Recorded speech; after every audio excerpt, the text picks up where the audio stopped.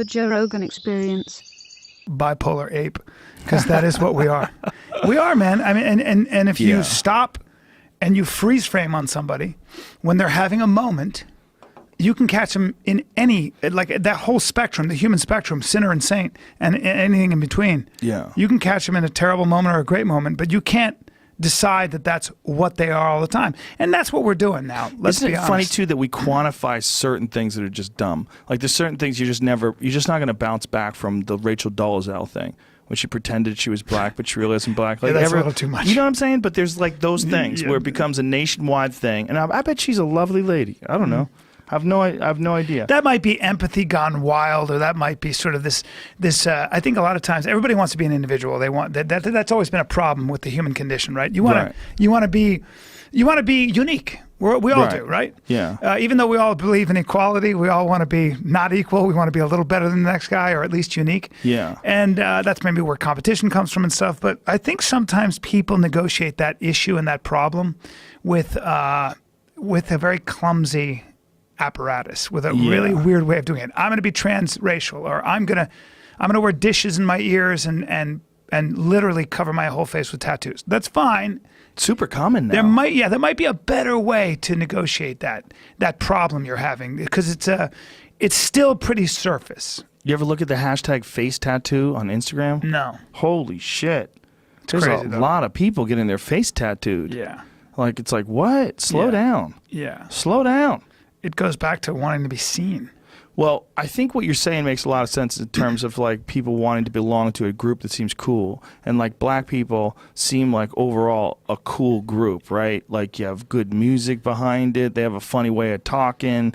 They have all these amazing pro athletes. They have a totally different kind of culture.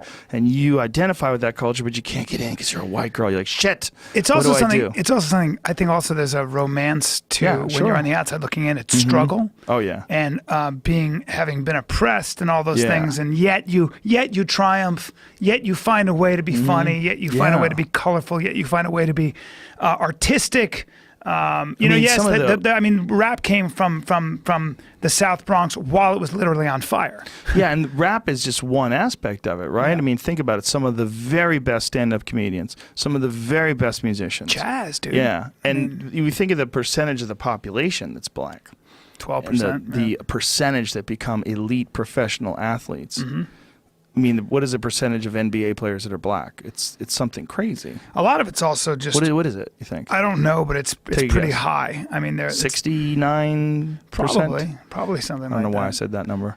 Jamie, a lot of it might be just also that there are two avenues open to you in a lot of black communities. At least it's changing, but it was sports and music, right? Yeah, for sure. That probably plays a part in it, no doubt about it.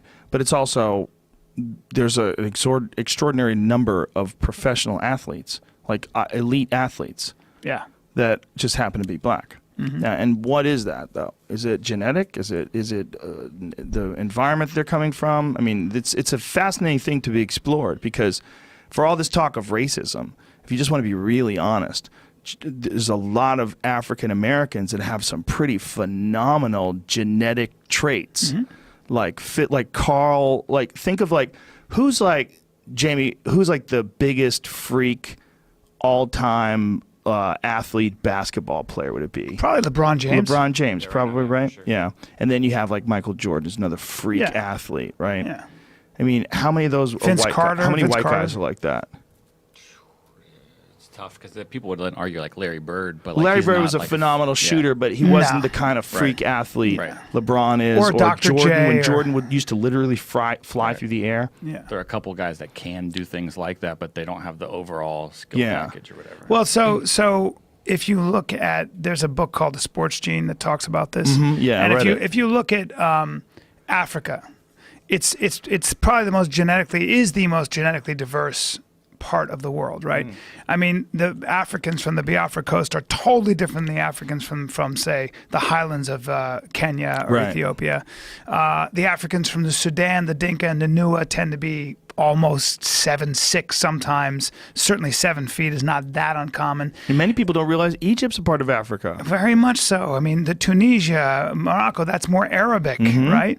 But then you've got, I mean, it's fascinating. This is what really was fascinating. Let's go to Ethiopia. Ethiopia, they grow to an average height, beautiful people. There's a lot of trade in that side of the world. Eritrea, they've been renowned for their beauty.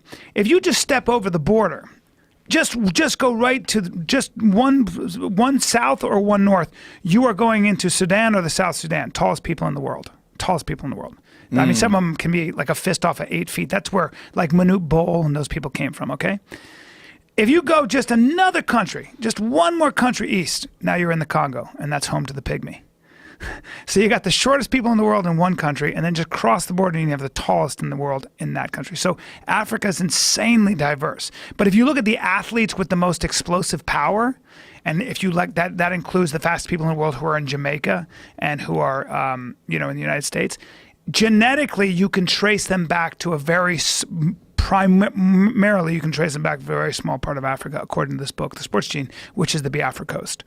And so that's where you'll see the fastest, most explosive people. However, having said that, you can hear Deion Sanders watching this white running back, 215 pounds. He ran a 4.35 40.